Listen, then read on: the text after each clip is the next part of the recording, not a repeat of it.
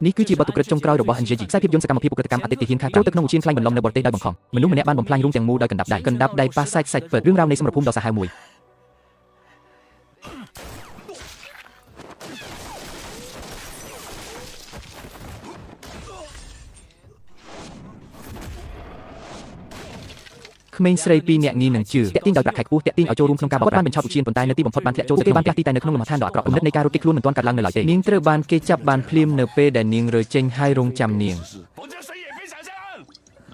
ពួកគេឈួតហើយខូលខើការធ្វើទីរំដោយដៃនិងជើងរបស់គាត់ត្រូវបានបង្ខំឲ្យយន្តការស្ថិតនៅលើចង្ក្រានប៉ុន្តែមិនមានបញ្ហាមនុស្សម្នាក់អាចស្រែកយំនៅកន្លែងនេះដោយរបៀបណានៅក្នុងឧទ្យានស៊ីនពិតជាគ្មានមនុស្សឬវាហើយអេក្រង់ភាពយន្តក៏មើលទៅដូចវាដែរវាពិតជាឈឺចាប់ណាស់ប៉ុន្តែខ្ញុំត្រូវតែអ្នកមិននិយាយបំភ្លើទេនេះជាការពិតរឿងនេះកើតឡើងជារៀងរាល់ថ្ងៃនៅក្នុងការសោកនាដកម្មកាលពីពេលថ្មីនេះតារាសម្ដែងវ៉ងឆេងបាត់ទំនាក់ទំនងនៅព្រំដែនថៃមីយ៉ាន់ម៉ាត្រូវបានតាក់ទាញឲ្យទៅកាន់ឧទ្យានរោងចក្រធម្មពលមួយត្រូវបានមានសម្រួលដោយភាគីជាច្រើនហើយនៅតែស្ទររស់ម្នាក់នៅ Den Dong Kite Leoning ជ្រើសរើសបុគ្គលិកដឹកជញ្ជូនដើម្បីដឹកជញ្ជូនមកកម្ពុជាបន្ទាប់ពីយន្តហោះបានបាត់ខ្លួនជោគវាសនារបស់វានៅតែមិនប្រកបប្រជាថាតើការពិតអាចអស់សង្ឃឹមសងសឹកនៅក្នុងខ្សែភាពយន្តវាពេញចិត្តណាស់នៅពេលនេះអានជីជាលេងអតិថិជនកងកម្លាំងពិសេសអាឡុងរួចហើយស្ត្រីនោះបានលួចចូលទៅក្នុងឧទ្យានទើបតែដឹកជញ្ជូនថ្មីរាងកាយត្រូវបានរៀបចំសម្រាប់ការកាត់សរីរាង្គរបស់លុយប៉ុន្តែវិនាទីបន្ទាប់នេះសាកសពដែលបានស្លាប់ទៅហើយបន្ទាប់មកគាត់បានក្រោកឡើងអាចយកឈ្នះលោក Trump បានទេអាឡុងជាទាហានកងកម្លាំងពិសេសដែលចូលនិវត្តន៍នៅពេលដែលស្ត្រីដែលបាត់ខ្លួនពេលសួរថារូបថតកុមារនោះនៅឯណាគាត់បានជួយសង្គ្រោះជីវិតគាត់បានប្រញាប់ប្រញាល់ឆ្លើយតាមត្រង់ទៅអ្នកដែលនៅរស់ក្មេងស្រីដែលមានតម្លៃទាំងអស់ត្រូវបានអាឡុងបានទៅផ្ទះរបស់ជីណាហើយបន្ទាប់មកគាត់ចង់ចាក់ចេញប៉ុន្តែភ្លាមនោះស្ត្រីនោះនៅពេលដែលមនុស្សម្នាក់ត្រូវបានផ្លាស់ប្ដូរបែបវាប្រហាររឿងមួយហើយពួកគេនៅតែចង់បានបន្ថែមទៀត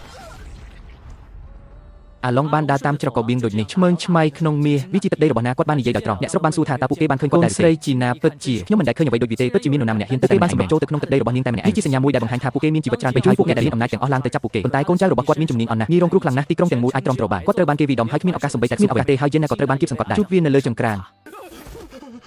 那些女孩都是抵抗他进来的，他一般在山野界阿莫天了，别吓我只是打工的。អាឡុងនឹកឃើញកូនស្រីរបស់គាត់កុំបារម្ភអីគាត់ទើបតែអាយុ18ឆ្នាំទេកាលនៅក្មេងហើយគួរឲ្យស្រឡាញ់អ្នកឃើញទេកូនឆ្មាកំសត់តែងតែលួចខ្ញុំបានយកវាមកផ្ទះដោយលួចលាក់ប៉ុន្តែមិនយូរប៉ុន្មានទេជាអ្នកកាសែតស៊ើបអង្កេតនៅពេលនោះមានរឿងចម្លែកបានកើតឡើងនៅក្នុងឧទ្យាននេះអាឡុងបានបាត់ខ្លួនហើយស្ពតថានឹងរកគាត់មកដល់ផ្ទះកូនស្រីខ្ញុំហើយនាំនាងទៅដោយត្រឡប់ទៅវិញហើយក្នុងពេលជាមួយគ្នានេះឌីករីករាយនឹងសម្រស់នៃការត្រូវបានចាប់យកមកសាស្រីដោយគាត់ដែរមុនពេលវាចប់អាឡុងបានរុញច្រានចូលមកចុះកុំខ្ជិះខ្ជីពាក្យសម្ដីលើឌីកទៀតឱកាសនោះអាឡុងបានផ្ដល់ឲ្យវាភ្លាមគាត់បានបើកការវាប្រហារយ៉ាងខ្លាំងជាក់ស្ដែងឌីកមិនបានប៉ះបោតតែសោះតស៊ូប្រាប់ខ្ញុំឲ្យលឿនកូនស្រីខ្ញុំមិននៅទីនេះទេនាងគួរតែឧទ្យានធំបំផុតរបស់ពួកគេគឺសម្រាប់សត្វឆ្កែរុញហើយឆ្កែដែលរុញឌីកបានរៀបរាប់វាជាការបោកប្រាស់មួយអ្នកតំណាងសេវាកម្មអតិថិជនការកាន់ script បង្រួបបង្រួមបច្ចេកទេសនេះពាក់ព័ន្ធនឹងការហៅទូរស័ព្ទជាពិសេសការស្រាប់និងបរិសង្ហាយកឈ្នះមនុស្សមួយចំនួនផ្លូវចិត្តត្រូវបានបំបែកនៅទីបំផុតអ្នកនៅចុងទូរស័ព្ទម្ខាងទៀតបានបោកប្រាស់ក្រុមមនុស្សស្លាប់ប៉ុន្តែឧទ្យាននេះត្រូវបានបំផ្លាញប្រសិនបើសេវាកម្មអតិថិជនមិនអាចធ្វើប្រសិនបើអ្នកសម្រេចបានលទ្ធផលល្អអ្នកនឹងត្រូវធ្វើទីរំការវិដំនិងជាងអគិសនីតូចតាចសូម្បីតែបន្ទប់ងឹតដែលគ្មានអាហារក៏ត្រូវបានវាជារឿងធម្មតាដែរហើយដោយសារតែស្ត្រីម្នាក់នោះអ្នកនឹងត្រូវគេធ្វើបាបប្រសិនបើអ្នកមិនសម្រេចគោលដៅរបស់អ្នកអាឡុងបានស្ទុះចូលមកចុះវានឹងបង្កការបំផ្លិចបំផ្លាញដល់កន្លែងនេះនោះជារចនាប័ទ្មលេង你这个人来到我这里砸我的东西打我的人啊还搞烂我的电脑我赔赎你